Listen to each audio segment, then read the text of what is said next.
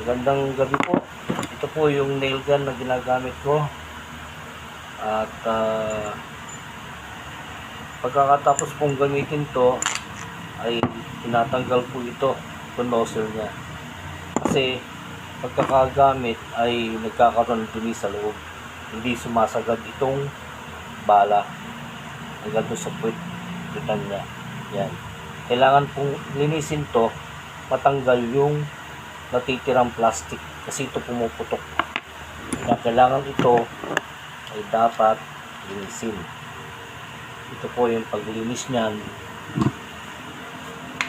Tatanggalin yung dumi. Ayun. May nahagis na. Wala na. Pag ito'y wala ng dumi, yan, ganyan.